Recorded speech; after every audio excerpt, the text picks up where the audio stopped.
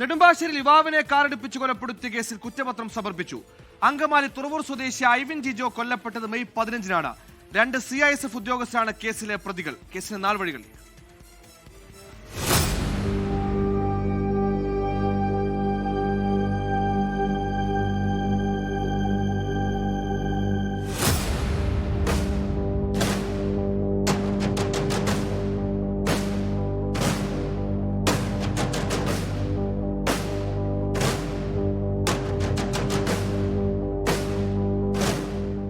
നാട്ടുകാരുടെ ജീവനും സ്വത്തിനും സുരക്ഷയൊരുക്കേണ്ട 2 CISF ഉദ്യോഗസ്ഥരാണ് ഐവിൻ എന്ന 25-കാരന്റെ ജീവനെടുത്തത്.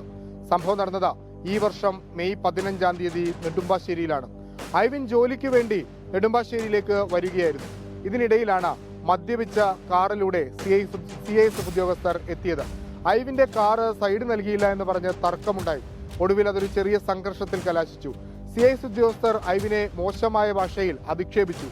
ഇത് ചോദ്യം ചെയ്തതിന്റെ ദേഷ്യത്തിലാണ് ഐവിനെ ഇടിച്ച് അവരുടെ വാഹനത്തിന്റെ ബോണറ്റിൽ തന്നെ ഇട്ട് 1.5 കിലോമീറ്ററോളം ഈ ക്രൂര സംഘം യാത്ര ചെയ്തത്.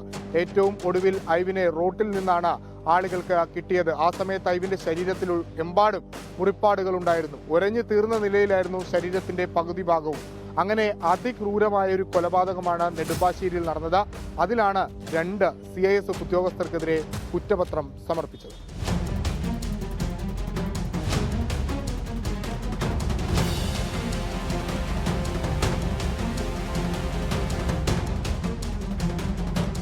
നെടുമ്പാശ്ശേരിയിലെ CISF SI Vinaykumar Das, constable Mohankumar എന്നിവരാണ് പ്രതികൾ. വാഹനത്തിന് സൈഡ് നൽകാത്തതുമായി ബന്ധപ്പെട്ട തർക്കമാണ് കൊലപാതകത്തിൽ കലാശിച്ചത്. പ്രതികൾ മദ്യപിച്ചിട്ടുണ്ടായിരുന്നു. നെടുമ്പാശ്ശേരി പോലീസ് അങ്കമാലി കോടതിയിലാണ് കുറ്റപത്രം സമർപ്പിച്ചത്. കേസിൽ പ്രതികൾക്ക് ജാമ്യം ലഭിച്ചതിനെതിരെ കൊല്ലപ്പെട്ട ഐവിന്റെ കുടുംബം ഹൈക്കോടതിയെ സമീപിച്ചിട്ടുണ്ട്. പ്രതികൾക്ക് പരമാവധി ശിക്ഷ ഉറപ്പിക്കാനാണ് ശ്രമമെന്ന് പോലീസ് വ്യക്തമാക്കി. അവർക്ക് ദേഷ്യമുണ്ടായിരുന്നു. എൻ്റെ കൊച്ചിൻ്റെ കാലോ കയ്യോ തല്ലി ഓടിച്ചിട്ടാണെങ്കിലും ഞങ്ങൾക്ക് കുഴപ്പമില്ലായിരുന്നു. കൊല്ലണ്ടായിരുന്നു. ഞങ്ങൾക്ക് ഒരൊറ്റ മോനാ ഉള്ളത്.